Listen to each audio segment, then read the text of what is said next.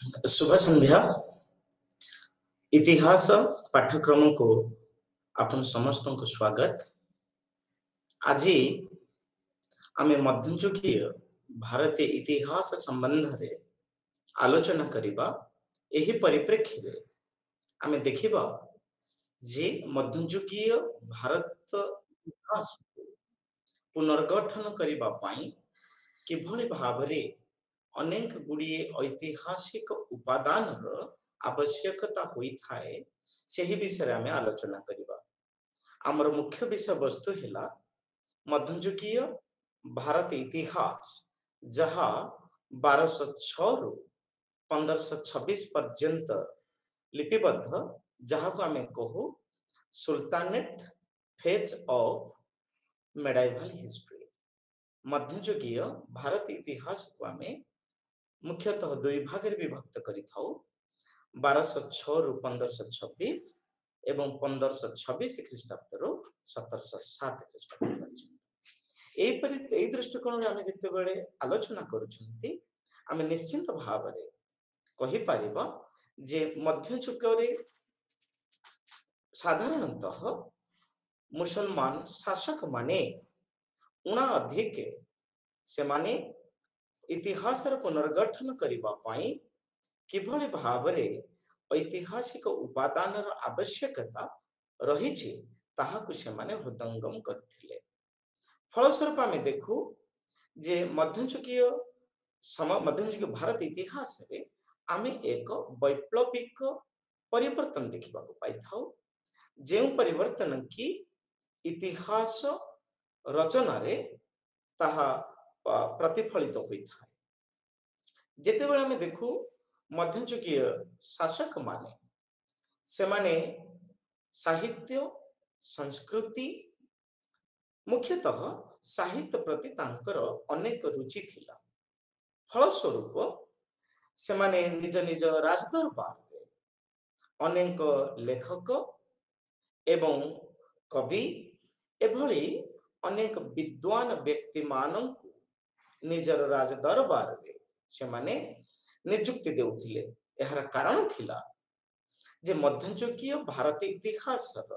विभिन्न दिग जेपरी सांस्कृतिक, कला, स्थापत्य, अर्थनैतिक, सामाजिक, राजनैतिक एभली विभिन्न विषय प्रति किभଳି भाबरे निखुण भाबरे ताहा आलोचना करा जाय परिबो, रचना करा जाय परिबो। सेही दृष्टिकोणरू आमे साधारणतः देखू जे मध्ययुगीय शासक माने विभिन्न समय रे विद्वान मानंकु निज राज दरबार रे से माने नियुक्ति देई थांते। ए दृष्टिकोणरू आमे देखू जे जेते बेले अरब रो क्रोनिकलर्स माने भारत को आसिले से माने एहा को एक नूतन रूपरेख देथिले, जहा कि आमे देखू जे मध्ययुगीय इतिहास को आमे आलोचना कला बेले आमे देखू 1206 हेउछि the beginning of the medieval Indian history. कहीं कि ना 1206 रे हमर मध्ययुगीय इतिहास रे कृत स्लेव डायनास्टी एक राजवंश स्लेव डायनास्टी को हम कहू ताहार प्रतिष्ठा होइथिला कुतुबुद्दीन आइबाक द्वारा। तेणु करी आमे जानु जे ऐतिहासिक माने तथ्य उपस्थापना करंती कुतुबुद्दीन आइबाक हेउछंती स्लेव डायनास्टी रो प्राण प्रतिष्ठाता। ठीक से परी आमे जदी देखो जे 1526 ख्रीष्टाब्द हेउछि the Mughal rule the foundation of Mughal rule in India. Bharat रे मुगल साम्राज्य रो प्रतिष्ठा। एबे प्रश्न आसे जेते बेले आमे मध्ययुगीय भारत इतिहास को आलोचना करू आम साधारणतः विभिन्न प्रकार ऐतिहासिक उत्सर सहायता नहीं थाउ। कहीं ना इतिहास रे ऐतिहासिक उपादान बिना कौनसी घटना कौनसी तथ्य को उपस्थापना करा जाई पारि न थाए। तेणु करी प्रत्येक ऐतिहासिक गवेषक एवं विद्वान मानक पाई ऐतिहासिक उपादान अपरिहार्य। कुहा जाए ऐतिहासिक उपादान बिना कौनसी ऐतिहासिक लेखा को वैज्ञानिक पद्धति रे लेखा जाई पारिबो नाही। से दृष्टिकोण आम देखू जे जेतेबेले आम sultanate phase of medieval Indian history को आम आलोचना करू साधारणतः ऐतिहासिक माने अनेक गुड़िए ऐतिहासिक उपादान सहायता नहीं थांती। एही उपादान गुड़िक मध्यरे आम देखू क्रोनिकल्स आउ देखू परिव्राजक मानक कहानी बा परिव्राजक मानक विवरणी पुण देखू मुद्रा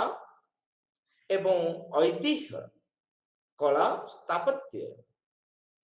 एवं ऐतिहासिक उपादान हिसाब रे आमे राजप्रासाद जहाँ आम कहू रॉयल पैलेस एपरिक दुर्ग एपरिक राजकीय फरमान्स ऑफिशियल ऑर्डर्स आम देखू कोर्ट बुलेटिन एवं ऐतिहासिक चिठी एवं शिलालेख एपरि भाव रे आमे अनेक गुड़िए ऐतिहासिक उपादान को मध्ययुगीय भारत इतिहास विभिन्न दिग को आलोचना करबा पई सहायता नहीं थाउ। पुणी केतेक ऐतिहासिक गुरुत्व दियंती जे धार्मिक साहित्य मध्ययुगीय भारत इतिहास रचना गठन रे अनेक गुरुत्वपूर्ण भूमिका निभाई था। आमे देखिबा जेतेबेले आमे पॉलिटिकल स्ट्राटा देखिबा बा मध्ययुगीय भारत इतिहास रे राजनैतिक दिग को आमे उन्मोचन करिबा आमे देखो जे पर्शियन तारीख ट्रेडिशन बहुत गुरुत्वपूर्ण भूमिका बहन करि थाए। कहीं ना आमे मध्ययुगीय भारत इतिहास बा मध्ययुगीय इतिहास रचना करिबारे आमे पर्शियन रेकॉर्ड्स को अधिक गुरुत्व दे थाउ। कहीं ना ए समय रे भारत वर्ष रे पारसी भाषार आमे प्रचार प्रसार देखिबा को पाई था। जा फल कि आमे भारत वर्षर विभिन्न अभिलेखागार जेपरिक आमे कहि परिबा नेशनल आर्काइव्स स्टेट आर्काइव्स पुणी आमे देखू जे विभिन्न म्यूजियम जेमिति कि आमे कहि पारू कोलकाता मद्रास दिल्ली ए सब जगह रे रहिथिबा म्यूजियम बा संग्रहालय मानकर मध्य आमे अनेक पर्शियन रेकर्ड दस्तावेज को पाठोद्धार करि थाउ। तेणुकर आमे देखू जे Persian tarikh tradition consisting of some chronicles आमे जेतेबेले देखू जे पर्शियन तारीख ट्रेडिशन ये केते गुड़िए क्रोनिकल्स को नहीं गठित होई था। एबे बेले बेले हमर मन रे प्रश्न उठे जे आमे क्रोनिकल कहिले कोन बुझी था। साधारणतः आमे क्रोनिकल कहिले बुझू जे समय आधार रे ऐतिहासिक घटनावली को क्रम अनुसार सजे उपस्थापना करिबा रो तथ्य को आमे क्रोनिकल कहि थाउ। आमे देखो जे प्राचीन इतिहास रो आरंभ करी मध्ययुगीय इतिहास मध्यवर्ती कालीन इतिहास आधुनिक इतिहास ए सब इतिहास को जेते बेले आमे अध्ययन करू ऐतिहासिक गवेषक मानकर मुख्य काम होई थाए जे प्रत्येक ऐतिहासिक घटना गुड़ी को समय अनुसारे क्रम अनुसारे ताकु सचेबा सेथि पई कुहा जाय जे क्रोनोलॉजी एवं डेटिंग समयावली ए दुईटा हेउछि इतिहासर दुईटी चक्षु सदृश। कहीं ना इतिहास ए दुईट आधार अनबायस्ड वैज्ञानिक पद्धतिर इतिहास को रचना करिबारे सहायक होइथाय। पुणी आमे देखू जे जेतेबेले मध्ययुगीय भारत इतिहास को आमे आलोचना करू आमे क्रोनिकल साहाय्य अनेक गुड़िए लोकल जहाँ को आमे कहूचे स्थानीय अंचल रे घटुथिबा ऐतिहासिक घटनावली को आमे क्रोनिकल माध्यम रे उपस्थापना करिथाउ। से दृष्टिकोण आमे जदि देखिबा एबे बेले बेले प्रश्न आसे पुणी जे काहेकि आमे एभली ऐतिहासिक घटना गुड़ी को आमे लिपिबद्ध करिबा तार मुख्य कारण है जे भविष्यत र पीढ़ी को निज जाति निज देश निज संस्कृति निज भाषा निज प्रथा निज परंपरा निजर ऐतिह्य निजर गौरव विषय रे सूचना प्रदान करिबा पई साधारणतः ऐतिहासिक घटनावली गुड़ी को क्रमान्वय रे सजे रखा जाय थाए लिपिबद्ध करी रखा जाय थाए। सेथि पई त हमर कहा जाय ए ऐतिहासिक घटनावली गुड़ी को आमे विभिन्न पद्धति रे ताकु लिपिबद्ध करि थाउ। जेमिति आमे देखिले मुद्रा हेउचे एक पद्धति कला स्थापत्य ऐतिह्य हेउची पद्धति एवं साहित्य कृति हेउची पद्धति शिलालेख हेउची पद्धति एई माध्यम रे आमे हमर अतीतर इतिहास अतीतर घटनावली गुड़ी को पुंखानुपुंख भाव रे सजे रखि था। आमे देखिबा केते गुड़िए इम्पोर्टेंट क्रोनिकल्स जहाँ की हमको मध्ययुगीय भारत इतिहास रचना करिबारे सहायक होइथाय। एबे प्रश्न आछे जे जे क्रोनिकल गुड़िक मध्ययुगीय भारत इतिहास को रचना करिबा पई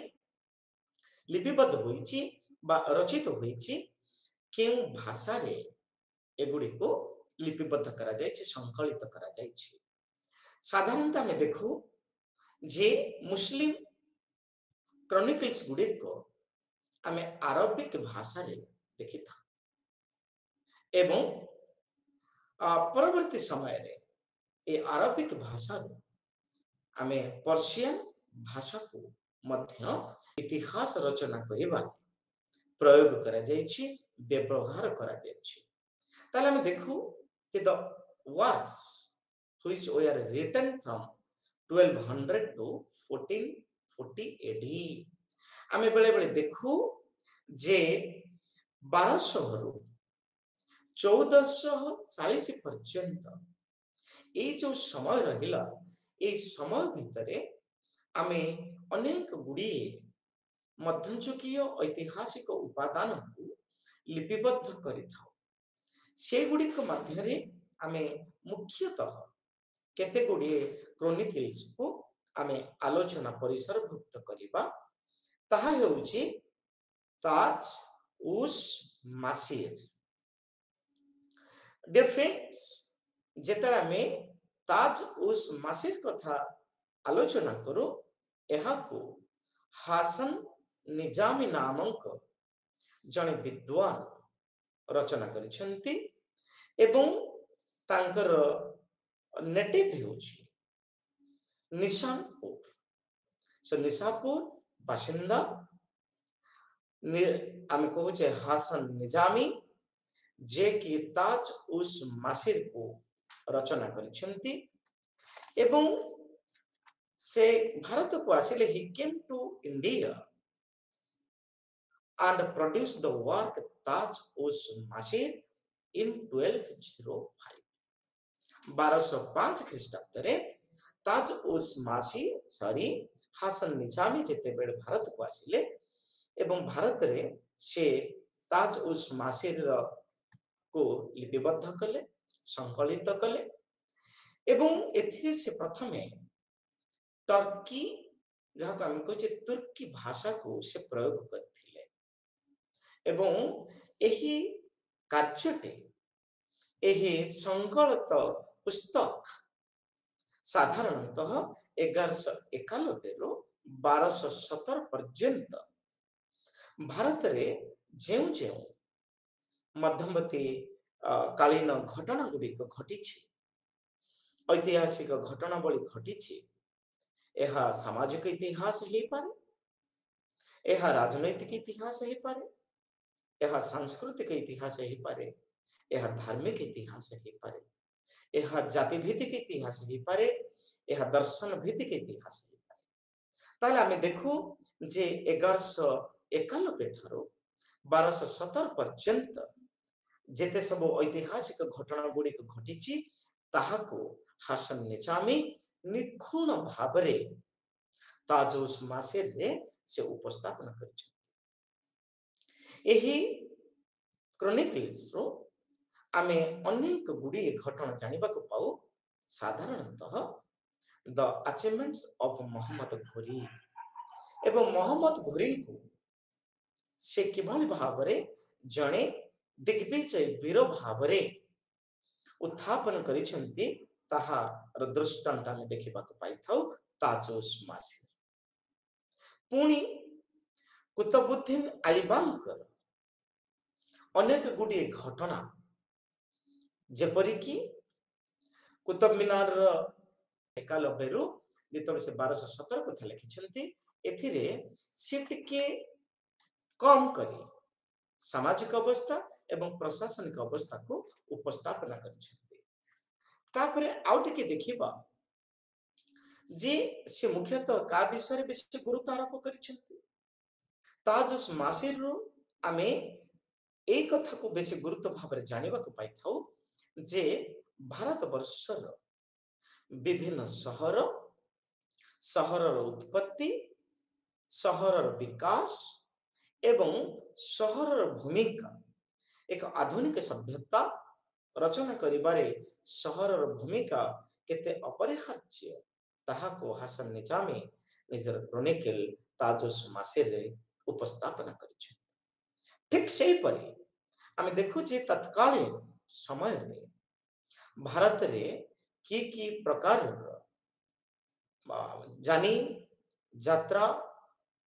सब प्रचलित होथिला एवं जानी यात्रा प्रचलित हेबार आवश्यकता कौन तार लक्ष्य कौन थिला ए सब जिनिस आमे साधारणतः ताजुस मासिर जानिबा को पाइथाउ। एपरि कि भी it was one of the important instruments आमे कहि परिबा जे ताजुस मासिर होछि एक गुरुत्वपूर्ण इंस्ट्रूमेंट जहा द्वारा मध्ययुगीय प्राक मध्ययुगीय बा मध्ययुगीय भारत इतिहास रचना रस पर होई पारिछ कहले अत्युक्ति हेब नाही। हासन निजामी से केते गुडी घटना को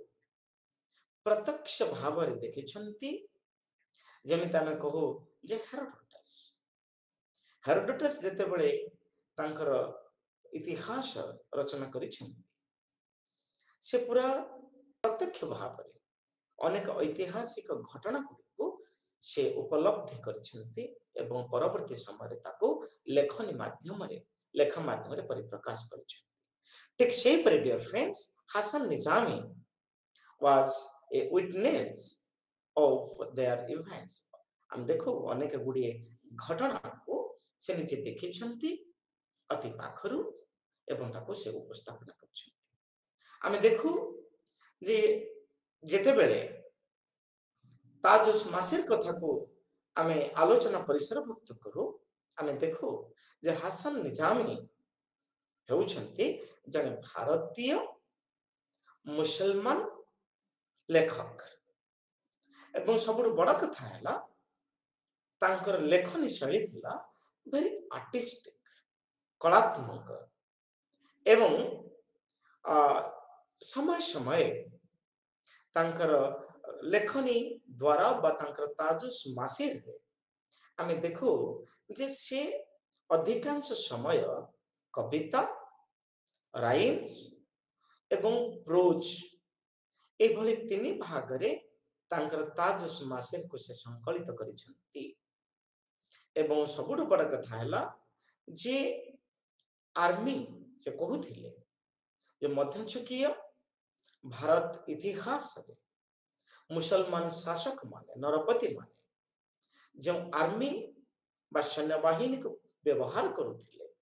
निजर राज्य जय पाई हेउ निजर साम्राज्यर सुदृढ़ीकरण पाई हेउ बाह्य आक्रमण रक्षा आक्रमण रु निज एम्पायर को रक्षा करबा पाई से दृष्टिकोण रु से ताजुस मासे लिखे जे आर्मी हेउछंती तारा सदृश आकाश रे नक्षत्र माने तारा माने जे भली उद्भासित होती ठीक से परी मध्ययुगीय भारत इतिहास रे सैन्य माने आकाश तारा परी खचित हेउथिले एवं प्रत्येक सैन्य मानक रो गोटे तृष्णा थिला ताहा थिला blood thirsty like the man's एठान दीटा कथा देखिले ताले एठी प्रश्न आसे जे मध्ययुगीय भारत इतिहास रचना करिबारे ताजुस मासे हेउछि एक अमूल्य ग्रंथ आउ मध्य में देखिबा को पाउले फ्रेंड्स एह व्यतीत ताजुस मासे अन्य एक दिगो को मध्य आलोचना करे ताहा हेउछि ऐतिहासिक व्यक्तित्व मध्ययुग रे उद्भासित होइथिबा ऐतिहासिक व्यक्तित्व मानक विषय रे से मानकर कृतित्व से मानकर चिभालरी एवं किभली भाबरे से माने संस्कृति परायण थिले एभली विभिन्न दिग को ताजुस मासे आलोकपात करी अछि तेणु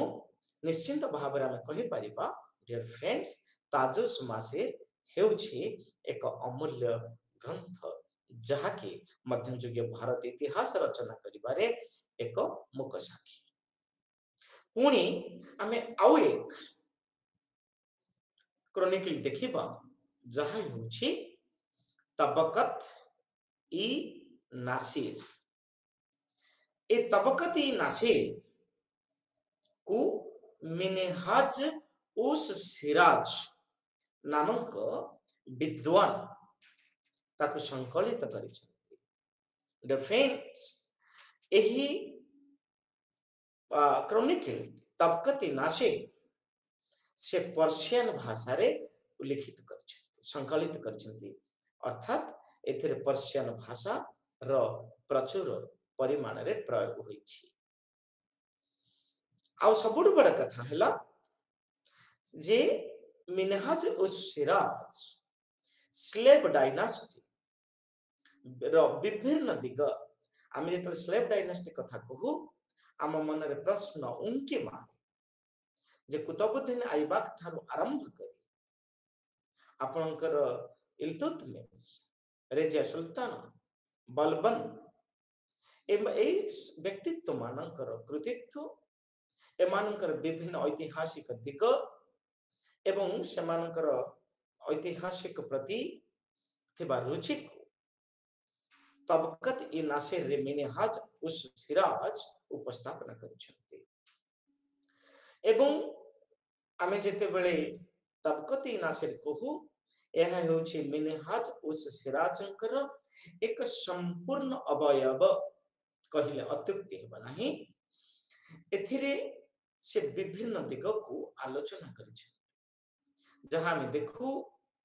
द राइज ऑफ द इस्लाम के रूल किभली भाबरे भारत रे मुसलमान शासन नर अयमारंभ होइछि राइज एवं ताहा उत्पत्ति हेछि परवर्ती समय तार प्रचार प्रसार होइछि सेही विषय रे आमे तबकत ई नासिर रु जानिबा को पाइथौ ठीक से परि डियर फ्रेंड्स अन्य के दिग हैला about the prophet and the caliph किभली भाबरे मध्ययुगीय भारत इतिहास रे बा शासन पद्धति प्रॉफिट एवं खलीफा मानकर अवदान रहिछि से विषय रे मध्य मिनहाज उस सिराज आलोकपात करिसथि पुणे में देखू the history of the Ghazni Mahmud of Ghazni आमे समस्त जानि छथि डियर फ्रेंड्स जे कि भारत को 17 थर आक्रमण करिसेंती एवं भारतर अनेक अर्थ विभिन्न मंदिर देवालय को से किभली बाहर आघात दैछंती एवं आघात देई सेथिरे गच्छित थिबा धन दौलत को से माने लुंठी छंती तेणु करी मामूद ऑफ गजनी कर 17 थर भारत आक्रमण कथा हेउ एवं तांकर भारत आक्रमण आभिमुख्य एवं भारत आक्रमण जो 17 थर आक्रमण करिसेंती आमे जानि छथि सबुठार बड़ कथा है जे सोमनाथ मंदिर र लुंठन थिला मध्ययुग भारत इतिहास रे एक अम्लान कृतित्व कहीं कि एटा हम कृतित्व कहले अत्युक्ति हबनी एथि पई जे हम मने रखु जे किभली भाबरे मामूद ऑफ गजनी सोमनाथ मंदिर लुंठन करिथिले से विषय आमे तबकत इ नासिर रो जानिबा पाई थाउ पुणी आमे देखु जे द घोर डायनास्टी भारत वर्ष रे मोहम्मद घोरी को नेतृत्व किभली भाबरे से भारत रे घोर डायनास्टी की प्रतिष्ठा करिसेंती जदिबा प्रथम थर से Prithviraj Chauhan the Chauhan king who has proved his valor and chivalry जे कि निजर अदम्य पराकाष्ठा रक्त बीर्ज शौर्य से प्रतिपादन करिसेंती एवं प्रथमे 1100 काल बेरे इतले तो प्रथम तिरोरी युद्ध हैला ए प्रथम तिरोरी युद्ध रे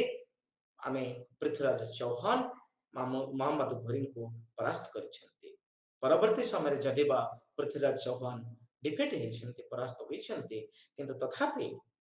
ए घोर डायनास्टी मोहम्मद घोरी कर अचीवमेंट कृतित्व ए सब को आमे तबकत ए नासिर रो जानिबा पाई थाउ आ पुणी से देखि छंती जे किभली भाबरे मुसलमान किंगडम को मुगल माने बारंबार आक्रमण करी मुसलमान शासन व्यवस्था प्रशासन को खिनभिन करथिले से विषय मध्य आमे तबकत ए नासिर रो जानिबा को पाऊ से दृष्टिकोण रे आमे देखु जे तबकत ए नासिर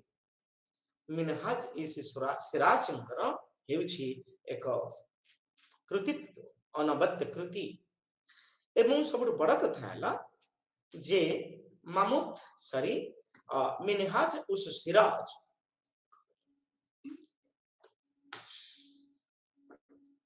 तिले जने धार्मिक परायण व्यक्ति generally he was a religious bent of thought धार्मिक परायण व्यक्ति से थिले सबुठ बड़ कथा थिला से भारत रे जने क्वाजी भाबरे से कार्य करथिले एवं सबुठ बड़ कथा होछि जे परि ऐतिहासिक मान गवेषक अमीर खुसरोंकर लेखा को प्रचुर भाबरे बहुल भाबरे से ताको प्रयोग करछन्ती अमीर खुसरो को साधारण भाबरे आमे कहि थाउ अब्दुल हासम यमीउद्दीन खुसरो ये होछि अमीर खुसरोंकर संपूर्ण नाम एवं तांकर लेखा गुडी कलात्मक आर्टिस्टिक फॉर्म आमे त कलात्मक कथा कहू मन भीतर प्रश्न आसे जे कलात्मक लेखनी पद्धति कहले कोन बुझू कोन बुझा जाए कलात्मक लेखनी पद्धति कहले आमे या बुझू जे जेउ लेखनी गुडी जेउ ऐतिहासिक कार्य गुडी साधारणतः पाठक मानक मन रे कौन से प्रकार से किछि द्वंद्व सृष्टि करि न थाए से दृष्टिकोण आमे देखो जे अमीर खुसरो कर लेखा गुडी को अति कलात्मक अति वैज्ञानात्मक एवं अति तर्क भित्तिक से दृष्टिकोण आमे देखो जे ही वाज द मोस्ट और the best scholar and poet of his age मध्ययुगीय भारत इतिहास रचना करिबारे अमीर खुसरोंकर अवदान अतुलनीय एवं तांको जने महान श्रेष्ठ कवि लेखक भावरे ऐतिहासिक माने उपस्थापना କରିଛନ୍ତି। ଏଇଟା ଆମେ ଦେଖିବା ଯେ ଅମୀର ଖୁସରୋ ଜଣେ ଐତିହାସିକ ନଥିଲେ, परंतु he was a poet par excellence। से जणे उच्चकोटीर कवि एवं तार काव्यिक चिंताधारा भारतीय इतिहास ହେଉଛି ଏକ ନିଦର୍ଶନ, ଏକ ନିର୍ଝରଣୀ କହିଲେ ଅତ୍ୟୁକ୍ତି ହେବ ନାହିଁ। ତେଣୁକରି ଆମେ ଦେଖୁ ଯେ ତାଙ୍କର ସମସ୍ତ କବିତା ଗୁଡ଼ିକ, ଖୁସରୋଙ୍କର ସମସ୍ତ କବିତା ଗୁଡ଼ିକ ଐତିହାସିକ ଘଟଣାକୁ ଉପସ୍ଥାପିତ କରିଥାଏ। ଯେଭଳି ମୁଁ ଏକ ଉଦାହରଣ ଦେଇପାରେ, in context to the Praja Mandal movement of Odisha, ଓଡ଼ିଶାର ପ୍ରଜା ଆନ୍ଦୋଳନ ଉପରେ ମୁଁ ଏକ ପଂକ୍ତି ଉପସ୍ଥାପନା କରିପାରେ ଯାହାକି ଐତିହାସିକ ଘଟଣାକୁ ଉଲ୍ଲିଖିତ କରିଥାଏ, ଐତିହାସିକ ଘଟଣାକୁ ସେ ପରିପ୍ରକାଶ କରିଥାଏ। ଏଭଳି ମାରୁଛ କିଏ ଗୁଳିରେ ଭାଇ, ମାରୁଛ କିଏ ଗୁଳି, ଅଣ୍ଟିରେ ଆମ ଗେଟି ପଥର, ହାତରେ ଆମ ମୂଳି। ପୁଣି କୁହାଯାଇପାରେ, ଥରେ ମନ ଦେଇ ଶୁଣ ରାଜ ରାଜୁଡ଼ା, ବେଳ ଥାଉ ଥାଉ ବାନ୍ଧ ପେଡ଼ି କୁଟୁଳା, ଯେତେ ହାକିମ ହୁକୁମା ଡେପୁଟି, ମୋଟା ଦରମା ଜୀବଟି କଟି। ଇଏ ହେଉଛି ଏକ କବିତାତ୍ମକ ଐତିହାସିକ ଘଟଣାବଳୀକୁ ଉଜ୍ଜୀବିତ କରୁଥିବା କବଚ କହିଲେ ଅତ୍ୟୁକ୍ତି, ସଞ୍ଜୀବନୀ କହିଲେ ଅତ୍ୟୁକ୍ତି ହେବ ନାହିଁ। ତାହେଲେ ଆମେ ଦେଖୁ ଯେ ଅମୀର ଖୁସରୋ ଏଇ ଯୋଉ ଦୁଇଟି ପଂକ୍ତିକୁ ଉପସ୍ଥାପନା କଲେ, এই ଦୁଇଟି ପଂକ୍ତିରୁ ଆମେ ପର୍ଟିକୁଲାରଲି ନରସିଂହପୁର ଗଡ଼ଜାତ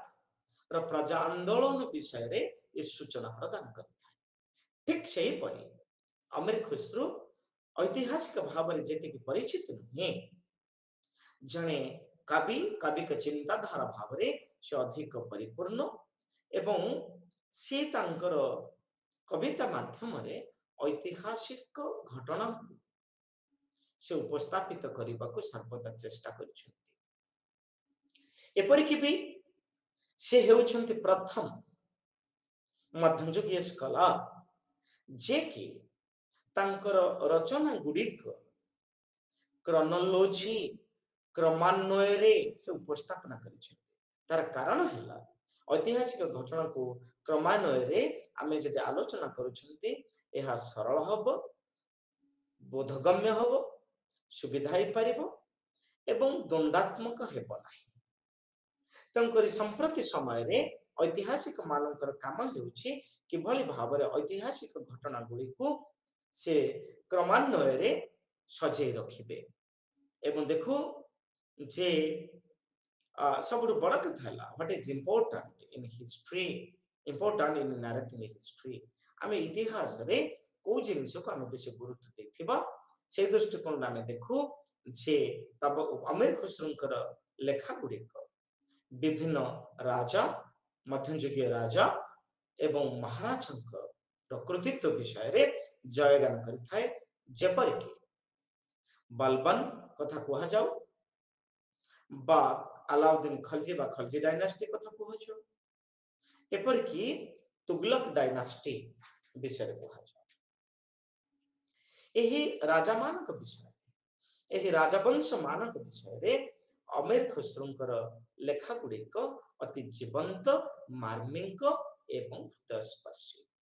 ଏବେ ଆମେ ଦେଖିବା Dear friends, ଅମୀର ଖୁସରୋଙ୍କର ସାହିତ୍ୟିକ ଐତିହାସିକ କୃତି, এই କୃତି ଗୁଡ଼ିକ ମାଧ୍ୟମରେ ଆମେ ଦେଖୁ କୁରାନ ଉଲ ସାଦାଇନ, ଇଏ ହେଉଛି ଅମୀର ଖୁସରୋଙ୍କର ଏକ ଲେଖା। ସେହିପରି ଆମେ ଦେଖୁ ମିଫ୍ତା ଉଲ ଫୁତୁହ, ତୁଗଲକ ନାମା, ନୂହ ସିଫିର, ଆଶିକ, फाइव देवाल एंड खानसा, एहीपरि अनेक ऐतिहासिक कृति आमे अमीर खुसरों लेखार जानिबा को पाई था। एबे देखिबा डियर फ्रेंड्स आउ एक क्रॉनिकल जहाँ के हमें को तारीख ई फिरोज शाही ए तारीख ई फिरोज शाही 1357 ख्रीष्टाब्द रे जियाउद्दीन बरानी द्वारा लिपिबद्ध होइछि लिखित होइछि एवं तारीख ई फिरोज शाही रो आमे स्वतंत्र तथ्य पाई थाउ जहाँ के डिडक्टिव हिस्ट्री भावरे परिचित। पुणी डियर फ्रेंड्स प्रश्न आसे जे तारीख ई फिरोज शाही हेउछि एक डिडक्टिव राइटिंग एवं केम प्रकार डिडक्टिव राइटिंग ताहा को हमें देखिबा एवं डिडक्टिव राइटिंग विषय रे आलोचना करिबा पूर्व हमें देखिबा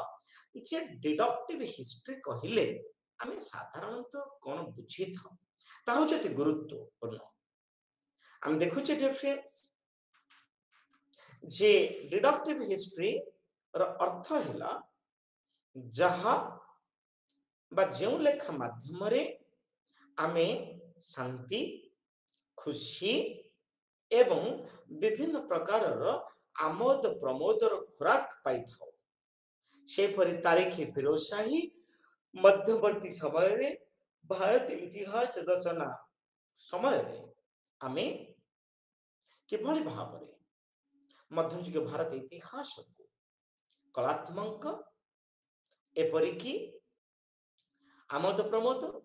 एवं खुशी करा जाय परिबो ताहा ऊपर पर्यवेसित। डियर फ्रेंड्स आमे तले जियाउद्दीन बरानी का कथा देखो ए जियाउद्दीन बरानी तांकर तारीखी फिरोज शाही रे से मुख्यतः बलबन कठारो मोहम्मद बिन तुगलक पर्यंत नरपति मानकर साहित्यिक नरपति मानकर कृतित्व विषय आलोचना करिसेंती। आमे प्रथमे देखिबा the first 6 years of his reign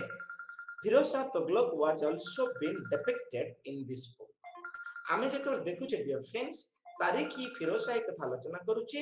ए तारीखी फिरोज शाही रे आमे फिरोज शाह तुगलक कर विभिन्न आमे फिरोज शाह तुगलक कर अचीवमेंट समस्त जानि छ मध्ययुगीय भारत इतिहास रे फिरोज शाह तुगलक कर अवदान साधारणतः समाज रो पुनर्गठन पाई अति गुरुत्वपूर्ण कहीं के ऐतिहासिक माने भी तांको उपस्थापन करिसेंती जे फिरोज शाह तुगलक हेउछंती दरदी हृदय रो बंधु कारण से लोकमान को मंगल पाई श्रमिक मानकर मंगल पाई कृषक मानकर मंगल पाई विधवा मानकर मंगल पाई एवं गरीब गुरुबा मानकर जीवन पाई अनेक गुड़िए जनमंगल कार्य हाथ को नहीं जनमंगल कार्य को से उपस्थापन कर दृष्टिकोण आम देखू जे तारीखी फिरोज शाही रे आम फिरोज शाह तुगलक विभिन्न कार्य विषय रे उल्लिखित होईछि जे फिरोज शाह तुगलक सामरिक कृतित्व राजनैतिक घटनावली सामाजिक व्यवस्था एवं साधारण प्रशासन और अर्थनैतिक जीवन एही परी पांचोटी भागरे आमे तारीख ई फिरोज शाही जहाँ होछि जियाउद्दीन बरानीकर एक मानस संतान से पांचोटी दिग भाव उपरे आमे पुंखानुपुंख इन डिटेल्स आलोचना देखिबा को पाई था। एबे प्रश्न आसे जे जियाउद्दीन बरानी बिलीव्स से विश्वास करती in the religious philosophy of history इतिहास को विभिन्न ऐतिहासिक माने विभिन्न दिगरे विभिन्न ढांचारे विभिन्न हिसाब रे से ताको उपस्थापना करिछ के इतिहास को धार्मिक दर्शन र इतिहास बोली कहंती के इतिहास को साधारणतः राजनैतिक इतिहास भाव अध्ययन करथांती ଅର୍ଥନୈତିକ ଇତିହାସ ଭାବରେ ଅଭିହିତ କରିଥାନ୍ତି, କିନ୍ତୁ ଜିଆଉଦ୍ଦିନ ବରାନୀ ତାହାକୁ ଧାର୍ମିକ ଦର୍ଶନର ଇତିହାସ ବା ଇତିହାସର ବିଭିନ୍ନ ଦିଗ ଅଛି, ସେଇଥିର ଧାର୍ମିକ ଦର୍ଶନ ହେଉଛି ଏକ ଗୁରୁତ୍ୱପୂର୍ଣ୍ଣ ଦିଗ, ଯାହା ଜିଆଉଦ୍ଦିନ ବରାନୀ ତାଙ୍କର ପୁସ୍ତକ ତାରିଖି ଫିରୋଜ ଶାହୀରେ ଉପସ୍ଥାପନା କରିଛନ୍ତି। ଆମେ ଦେଖୁ ଯେ କ୍ରୋନିକଲ ୱାଜ ଇନଫ୍ଲୁଏନ୍ସଡ ବାଇ ଏ ଯୋଉ ତାରିଖି ଫିରୋଜ ଶାହୀଙ୍କର ଲେଖାରୁ ଆମେ ଦେଖୁ ଯେ ସାଧାରଣତଃ କ୍ରୋନିକଲ୍ସ ଗୁଡିକ ପ୍ରଭାବିତ ହୋଇଥାନ୍ତି। So dear friends, we came to know, ଆମେ ଜାଣିବାକୁ ପାଉ, he said that ସେ କହୁଥିଲେ ଯେ to serve the people with the interest of the Islam, and a sultan should not only enforce the holy law but also patronize the ulemas, Sufis and the orthodox scholars। ଏଥିରେ ଆମେ ଦେଖୁ ଯେ ଜିଆଉଦ୍ଦିନ ବରାନୀ କହୁଥିଲେ ତାଙ୍କ ପୁସ୍ତକରେ ତାରିଖି ଫିରୋଜ ଶାହୀ କହୁଥିଲେ ଯେ ସାଧାରଣତଃ ପ୍ରଶାସନ ବା ସୁଲତାନସ୍ ମାନେ କେବଳ ଇସଲାମର ପ୍ରଚାର ପ୍ରସାର କ୍ଷେତ୍ରରେ କାମ କରିବେ ତାହା ନୁହେଁ, ସେମାନେ ମଧ୍ୟ ବିଭିନ୍ନ କୋରାନରେ ଲିପିବଦ୍ଧ ହୋଇଥିବା ସାତ୍ଵିକ ଯାହାକୁ ଆମେ କହୁଛେ ପବିତ୍ର ନିୟମ ଗୁଡିକ ସେ ଉପସ୍ଥାପନା କରିବେ ଏବଂ ସେ ଉଲେମାଜ, ମୁଲାଜ, ସୁଫିଜ, ଅର୍ଥୋଡକ୍ସ ସ୍କଲାରଙ୍କୁ ସେ ମଧ୍ୟ ସମ୍ମାନିତ କରିବେ, the patronize। ଆଉ ଦେଖିଲେ ଯେ ବରାନୀ dedicated this book to the Sultan Firoz Shah Tughlaq। Ziauddin ବରାନୀ ତାଙ୍କର ଏହି ପୁସ୍ତକଟିକୁ ସେ ଫିରୋଜ ଶାହ ତୁଗଲକଙ୍କୁ ଅର୍ପଣ କରିଥିଲେ ବା ଫିରୋଜ ଶାହ ତୁଗଲକଙ୍କ ନାମରେ ସେ ତାକୁ ଲିପିବଦ୍ଧ କରିଥିଲେ। ଆଉ ସବୁଠୁ ବଡ଼ କଥା ଥିଲା dear friends ଯେ ବରାନୀ devoted 11 chapters to Firoz Shah Tughlaq. এই ଯୋଉ ତାରିଖି ଫିରୋଜ ଶାହୀ କଥା ଆମେ ଦେଖିଲେ ଏଥିରେ ଜିଆଉଦ୍ଦିନ ବରାନୀ ବଲବନ particularly ଫିରୋଜ ଶାହ ତୁଗଲକଙ୍କ ବିଷୟରେ 11ଟା ଚାପ୍ଟରକୁ ସେଥିରେ ଉଲ୍ଲେଖିତ କରିଛନ୍ତି। ଏ ପ୍ରମାଣ କରେ, କେହି ଐତିହାସିକ ମାନେ କୁହନ୍ତି ଯେ ଜିଆଉଦ୍ଦିନ ବରାନୀଙ୍କର ଲେଖା ଗୁଡିକ ବୋଧ ହୁଏ ଫିରୋଜ ଶାହ ତୁଗଲକଙ୍କ ପାଇଁ ପ୍ରଯୁଜ୍ୟ। କାହିଁକି ନା ଯେତେବେଳେ ଫିରୋଜ ଶାହଙ୍କ ସମୟରେ ଆମେ ଦେଖିଛନ୍ତି ପାଠ୍ୟପୁସ୍ତକରୁ ଯେ ସେ ଯେଉଁ ଝିଅଟି ବିବାହ ହେଇପାରୁନି, ବିବାହ କରିପାରୁନି, ସେ ତାର ପରିବାର ବର୍ଗ କିଭଳି ଭାବରେ ପରିଚାଳିତ ହେଉଥିଲା ସେ ବିଷୟରେ ଲେଖିଛନ୍ତି ଏବଂ ଏହା ବି ମଧ୍ୟ ସେ କହିଛନ୍ତି ଯେ ଫିରୋଜ ଶାହ ତୁଗଲକଙ୍କର କୋର୍ଟ ହେଉଛି, ନ୍ୟାୟାଳୟ ହେଉଛି ଆଲ୍ଲାହଙ୍କ ନ୍ୟାୟାଳୟ। Because Firoz Shah Tughlaq what is doing, Firoz Shah Tughlaq ଯାହା କରୁଥିଲେ ଏହା ବୋଧ ହୁଏ ଆଲ୍ଲାହଙ୍କ ନିର୍ଦ୍ଦେଶରେ କରୁଥିଲେ ବୋଲି ଜିଆଉଦ୍ଦିନ ବରାନୀ ନିଜର ପୁସ୍ତକ ତାରିଖି ଫିରୋଜ ଶାହୀରେ ଉପସ୍ଥାପନା କରିଛନ୍ତି। ପୁଣି ସେ କହୁଛନ୍ତି the work of the public welfare of the Firoz Shah Tughlaq। ମୁଁ କହିଲି ଆପଣମାନେ dear friends, ମଧ୍ୟଯୁଗୀୟ ଭାରତ ଇତିହାସ ଯଦି ଜନମଙ୍ଗଳ,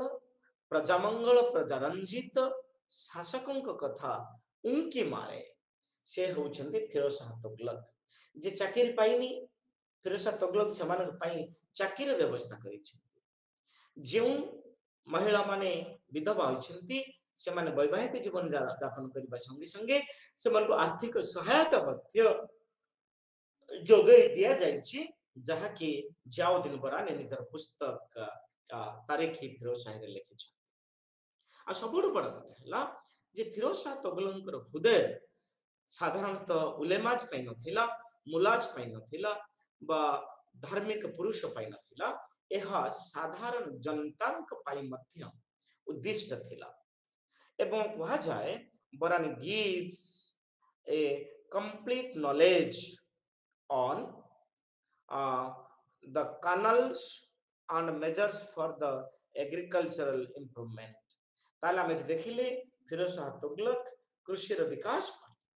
ଏବଂ ଭାରତୀୟ ଅଧିବାସୀ ମାନଙ୍କୁ ସ୍ୱଚ୍ଛ ପାଣି ଯୋଗାଇବା ପାଇଁ ଏଇଠି ଆମେ ଦେଖୁଛେ for your information dear friends to improve the agriculture ଆମର ଜଳର ଆବଶ୍ୟକତା ହୁଏ because of କୃଷି एवं कृषि प्रचार प्रसार पाई हमर इरिगेशन दरकार जलसेच दरकार सेति पाई फिरोज तुगलक तांको समय रे मध्ययुग भारत इतिहास रे सबुठारो गुरुत्वपूर्ण केनाल सब खनन करथिले। एबे देखिबा पंचम number dear friends we are going to discuss about Rehla, that is one of the important chronicles, not we may use the term chronicles, better it is the travelers परिव्राजक विवरणी। हम देखिबा डियर फ्रेंड्स रेहला हेउछि एक travel account जहा को रचना करिसंती इबन बटुटा। सो इबन बटुटा हेउछंती रेहला रो स्रष्टा। तुमरे हम कहू जे Rihla was the important chronicle of the sultanate period. जे कोनोसी मध्ययुगीय इतिहासकार को आपण पंचारिबे समस्त से गोटिए कथा को से गुरुत्व देबे से कथाटी हेउछि जे रेहला किभली भाव अनेक साहित्यिक कृति को धारण करी तार कलेबर विस्तृत करथिला। आमे देखो इन केस ओडिशा अतुल आमे देखो अतुल चंद्र प्रधान कहि परिबा बा आमे जेतले ओडिसा इतिहास को आमे आलोचना करूछंती से क्षेत्र आमे देखो जे अनेक गुडी साहित्यिक उपादान विभिन्न इतिहास रचना करिवार सहायक होइथांती से पर आमे देखो रेहला हेउछि एक क्रॉनिकल एवं एहा को डेवलप करथिले इबन बटुटा। इबन बटुटा हेउछंती जने अफ्रीकन ट्रैवलर। इबन बटुटा हेउछंती जने अफ्रीकन ट्रैवलर बा अफ्रीकन परिव्राजक आमे तांको कहिथाउ नंबर 1 और नंबर 2 कथा जेतला से the friends Ibn Battuta traveled to the court of Muhammad bin Tughlaq. Muhammad bin, sorry, we may talk about it exactly. I pointed out that Muhammad bin Tughlaq के समय रे हम देखिले इबन बटुटा came to India भारत को शासितिले एवं he was remained in India 14 years। Bharat रे से 14 वर्ष अपेक्षा कले बा कालातिपात कले बा समय विषय अतिबाहित कले भारत रे। ए 14 वर्ष थिला 1333 रु 1347 1334 रु 1347 सॉरी 1333 रु 1347 जहा कि गुटे 14 वर्षर गुटे पूर्णांग इतिहास को से तांकर पुस्तक अरब इन सिंध रे उपस्थापना सरी तांकर पुस्तक रेहला से उपस्थापना करछथि। आ सबुठ बड़ कथा dear friends during the reign of Muhammad bin Tughlaq Ibn Battuta visited his court। Muhammad bin Tughlaq के समय रे राजत्व समय रे आमे देखो इबन बटुटा came to India से भारत को आसिले एवं भारत रे किभली भाव रे शासन करछन्ती तार पुस्तक आमे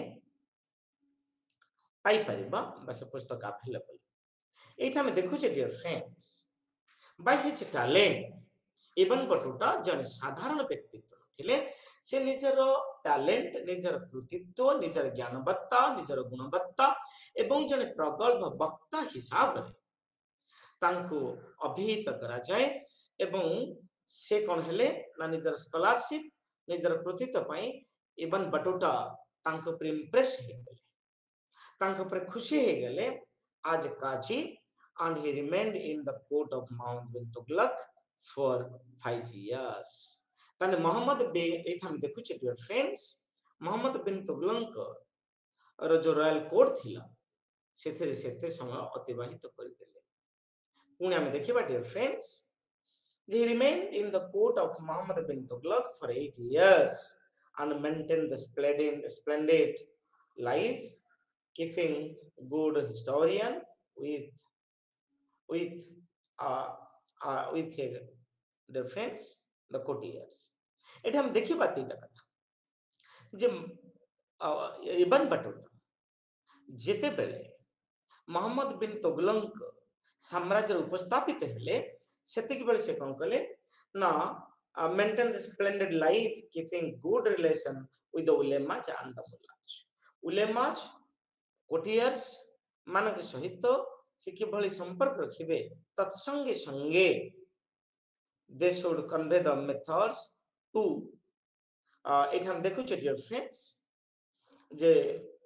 मोहम्मद बिन तुगलकर कृतित्व ए सब विषय रे आमे रहेलारू जानिबाकू पाइथाउ एठी सबुठु बड़ कथा हैला जे वंस एकता Muhammad bin Qasim in one hand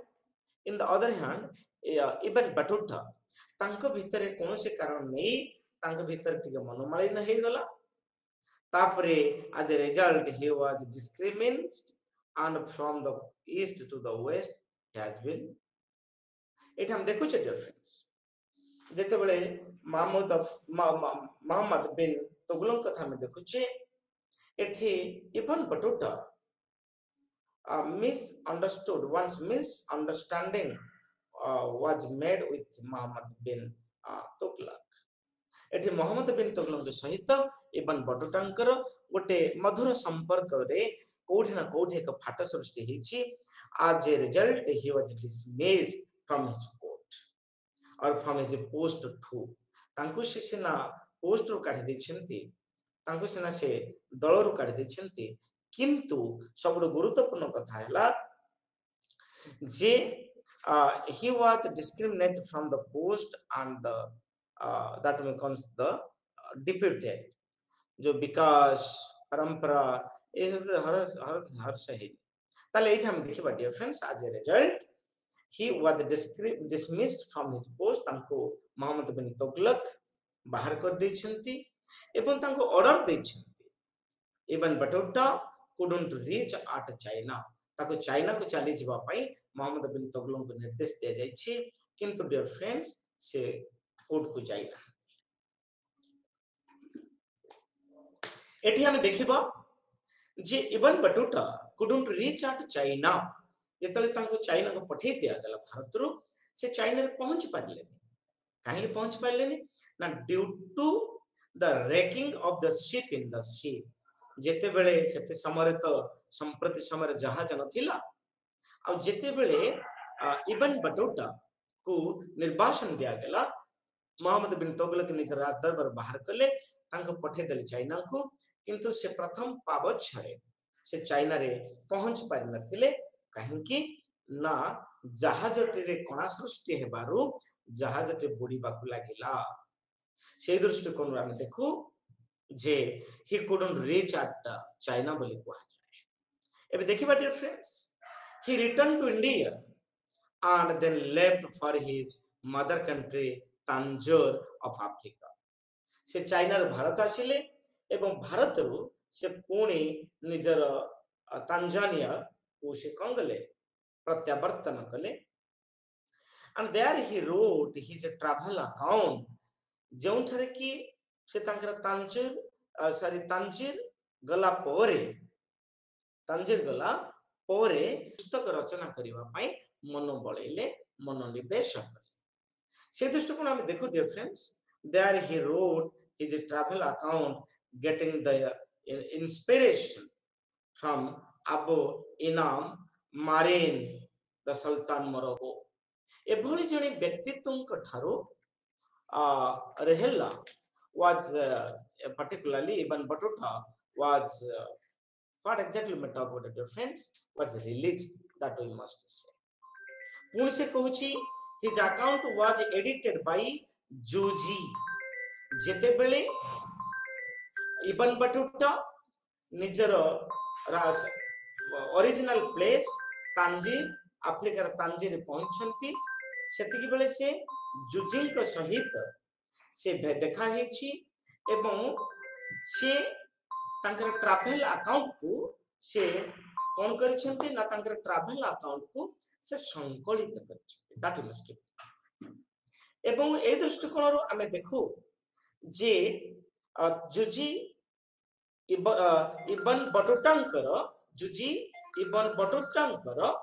लेखा को से खाली एडिट करि नाहंती से खाली संकलित करि नाहंती एवं से तार ना रहेला मध्य देछि तुमकरे हमें देखिबा जे इबन बटुटांकर जो तांकर परिव्राजक विवरणी लिपिबद्ध करिबारे संकलित करिबारे निजर भूमिका जेति के थिला ताठारु अधिक भूमिका थिला जुजिंकर एवं से एही संकलित पुस्तक रो ना देले रेहेला।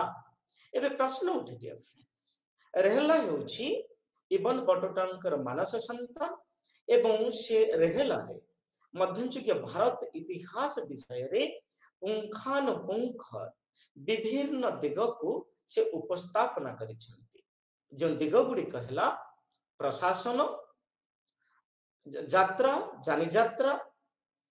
एपरिकी भी व्यवसाय वाणिज्य, खाद्य, भारतीय मानकर पोशाक, एपरिकी शहर लाइफ, नगर लाइफ, राज दरबार लाइफ, भारतर अर्थनीति, भारतर समाज, भारतर पर्यावरण, मैरेज व्यवस्था एवं सबदाह व्यवस्था एभली अनेक दिग रेहेला रे इबन बतुता पुंखानुपुंख भावरे से उपस्थापना करिसेंती। धन्यवाद।